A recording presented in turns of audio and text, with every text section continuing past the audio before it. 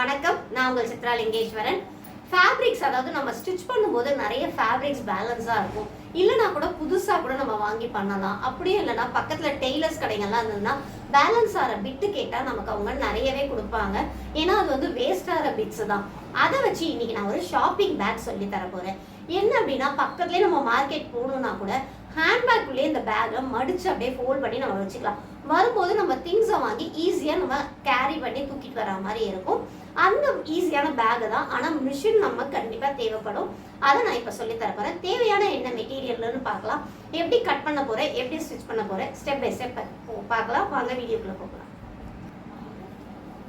Measure பண்ணுறதுக்காக inch shape எடுத்திருக்கேன். Mark பண்ணுறதுக்காக மார்க்கிங் பென்சில், கட் பண்ணுறதுக்காக சிசரு. நான் இன்னைக்கு இந்த ஃபேப்ரிக் தான் யூஸ் பண்ண போகிறேன். இது பார்த்தீங்கன்னா நம்ம ஸ்டிச் பண்ணும்போது இந்த பேலன்ஸ் பிட்டு, இதை நான் ரெண்டாக ஃபோல்ட் பண்ணிக்கிறேன். ஃபோல்டிங்கில் மெஷர்மெண்ட் எடுக்கும்போது ஒரே டைமாக எடுத்துக்கலாம் அப்படிங்கிறதுக்காக. ஸ்டாண்டர்டைஸ்டு சைஸ் பார்த்தீங்கன்னா பேகுக்கு 12க்கு 16. பட் இந்த சைஸ் தான் எடுக்கணும்னு கிடையாது. நம்ம என்ன சைஸ் வேணாலும் எவ்வளோ ஃபேப்ரிக் இருக்கோ அதுக்கு தகுந்தா போல் நம்ம எடுத்துக்கலாம். 12 டபுள் ஃபோல்ட், அதாவது டாப்பில் டபுள் ஃபோல்ட் பண்ணுங்கிறதுக்காக நான் 13 எடுத்துக்கிறேன். அதே மாதிரி இங்கே பார்த்தீங்கன்னா 16 சைடில் நம்ம ஜாயின் பண்ணணும். அதனால் நான் 17 எடுத்துக்கிறேன். ஆனால் இதில் வந்து கம்மியாக தான் இருக்குது. நான் 15 எடுத்துக்கிறேன். அதாவது 13க்கு 15. இங்கேயே 13 இருக்கான்னு நான் செக் பண்ணிவிட்டு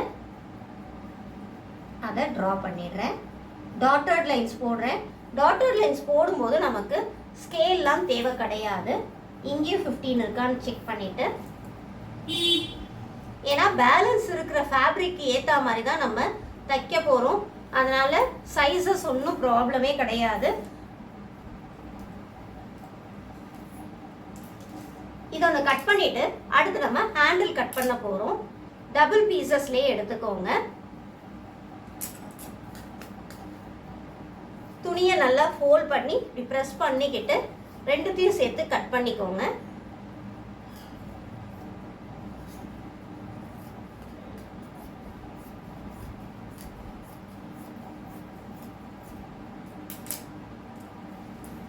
பாருங்க, பேகுக்கு உண்டான பீஸ் நம்ம கட் பண்ணியாச்சு. அடுத்து ஹேண்டிலுக்கு கட் பண்ணணும். இதுக்கு நம்ம 1 மீட்டர் தனியாக நம்ம பர்ச்சேஸ் பண்ணி கூட நம்ம பேகு ஸ்டிச் பண்ணிக்கலாம். ஹேண்டிலுக்கு பார்த்தீங்கன்னா இந்த இருக்கிற ஃபுல் லென்த்து நான் எடுத்துக்க போகிறேன். எவ்வளோன்னு மட்டும் மெஷர் பண்ணி நான் சொல்லிடுறேன். 19 இன்ச்சஸ் இருக்குது. இந்த 19 இன்ச்சஸ் எடுத்துக்கிறேன். இது வந்து கையில் ஹேண்டியாகவும் பிடிச்சிக்கலாம், ஷோல்டர்லேயும் மாட்டிக்கலாம். இல்லை எனக்கு கொஞ்சம் பெருசாக வேணும்னா இன்னொரு ஃபேப்ரிக்கை கட் பண்ணி நம்ம ஜாயிண்ட் கூட போட்டுட்டு இன்னும் கொஞ்சம் பெருசாக கூட தைக்கலாம். ஓகேங்களா? லென்த்து பார்த்தீங்கன்னா என்ன இருக்கோ அந்த லென்த்தும் வித்து 2 இன்ச்சஸில் 2 ஹேண்டிலுக்கு வேணும். 2 ஹேண்டிலுக்கு நான் மார்க் பண்ணி கட் பண்ணிக்கிறேன்.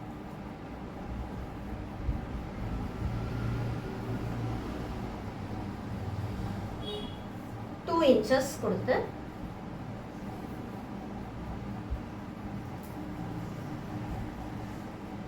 ஸ்கேல் வச்சு கூட நீங்க லைன் போட்டுக்கலாம், ஒன்றும் தப்பு கிடையாது.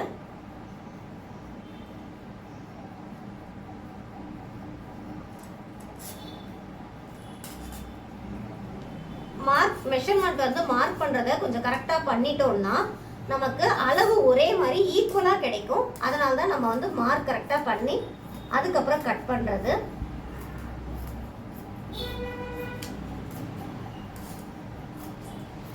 ரெண்டு ஹேண்டிலுங்கிறதால 2 பீஸை சேர்த்து நான் கட் பண்ணிடுறேன்.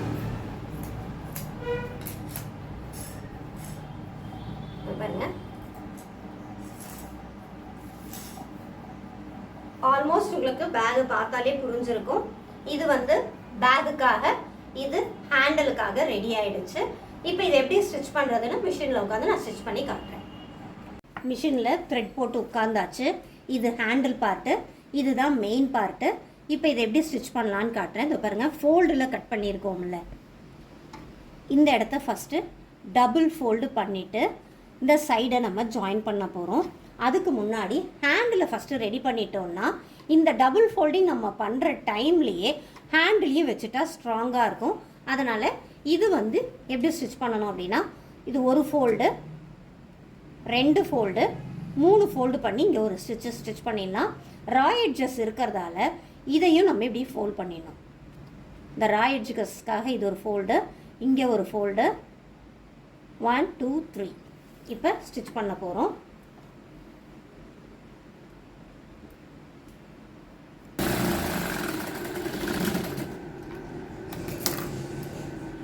ஹேண்டில் பாருங்கள், ஸ்டிச் பண்ணியாச்சு. அதே மாதிரி அடுத்த ஹேண்டில், இது வந்து எட்ஜு நான் வந்து மடிக்கலை, ஏன்னா ஹேண்டில் டபுள் ஃபோல்டு வைக்கும்போதே நம்ம உள்ளே கொடுக்குற மாதிரி தைக்க போகிறோம். அது எப்படின்னு நான் காட்டுறேன் உங்களுக்கு. இப்போ இதை மட்டும் நம்ம இப்படி ஃபோல்ட் பண்ணிவிட்டு அப்படியே ஃபுல்லாக லென்த்தியாக ஸ்டிச் பண்ண போகிறோம். ஸ்டிச் பண்ணி காட்டுறேன். இப்போ இந்த ஹேண்டில் ரெண்டும் நம்ம ரெடி பண்ணியாச்சு. இப்போ இது என்ன பண்ணணும் அப்படின்னா, லென்த்தாக அப்படியே ஆக்கிக்கோங்க.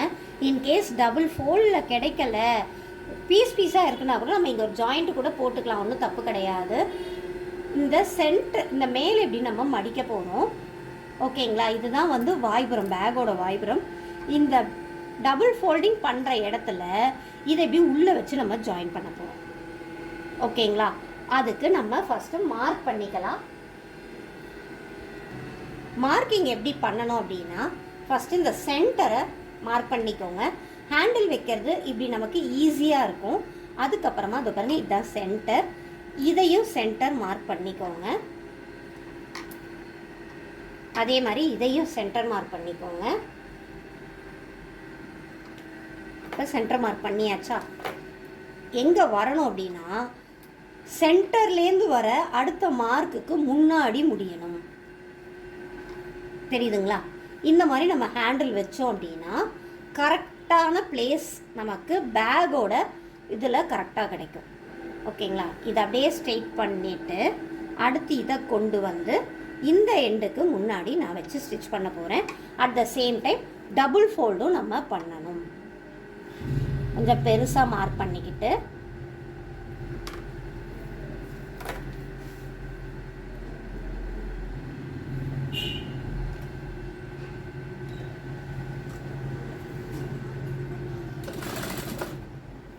டபுள் ஃபோல்டுக்கு ஸ்டார்ட் பண்ணிவிட்டு இந்த கரெக்டாக அந்த மார்க்கு கிட்ட வரும்போது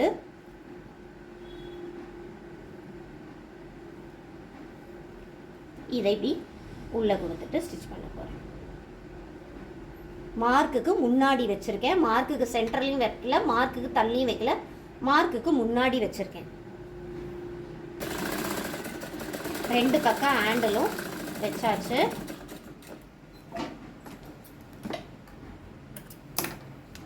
இந்த பாருங்கள், 2 பக்கம் ஹேண்டிலும் இந்த மார்க்குக்கு முன்னாடியும் இதை ஈவன் பண்ணி வச்சாச்சு. இப்போ அடுத்த சைடு நம்ம இதே மாதிரியே சேம் மெத்தடில் ஹேண்டில் மார்க் பண்ணிவிட்டு ஸ்டார்ட் பண்ண போகிறோம்.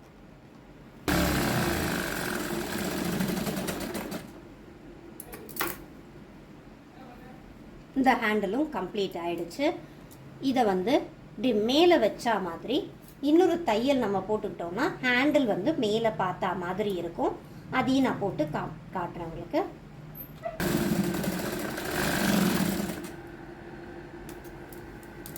பாருங்க, ஹேண்டில் மேலே நிற்கிது. எல்லா த்ரெட்டையும் கையோட ட்ரிம் பண்ணிவிட்டு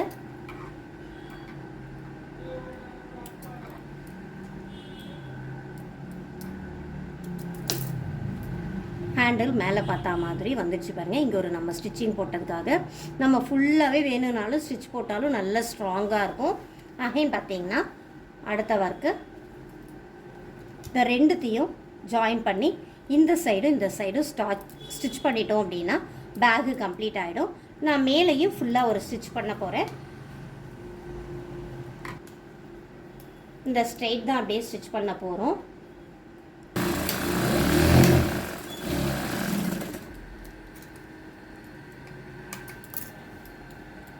பேகு ஃபுல்லாக ஸ்டிச் பண்ணியாச்சு. இப்போ டர்ன் பண்ணிக்கலாம். இது வந்து நம்ம வந்து ஃபுல் காட்டன் ஃபேப்ரிக்கில் தான் யூஸ் பண்ணணும். ஏன்னா அப்போ தான் வாஷ் பண்ணியும் பண்ண முடியும். அதே சமயம் கொஞ்சம் பார்க்குறதுக்கும் நம்ம வெளியில் கொண்டு போகிறதுக்கு கொஞ்சம் நீட்டாகவும் இருக்கும். இது வந்து எனக்கு பிரிண்டட் ஃபேப்ரிக்கே பேலன்ஸ் இருந்ததால் அதை நான் யூஸ் பண்ணிட்டேன். இப்போ பாருங்கள், இங்கே மட்டும் டாப் ஸ்டிச், அதாவது இந்த கார்னர் ஸ்டிச்சு ஃபுல்லாகவே சுற்றி போட்டுட்டா இன்னும் அழகாயிடும்.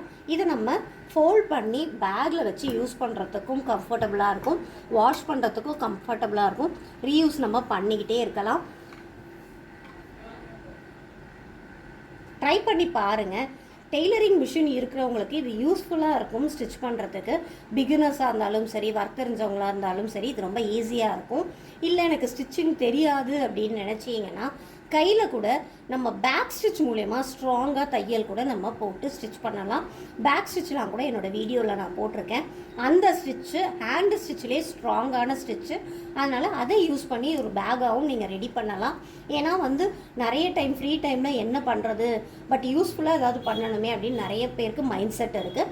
இந்த மாதிரிலாம் ட்ரை பண்ணுங்கள், யூஸ்ஃபுல்லாக இருக்கும். ட்ரை பண்ணிவிட்டு எனக்கு என்னன்னு சொல்லுங்கள். அடுத்த வீடியோவில் சந்திப்போம். நன்றி, வணக்கம்.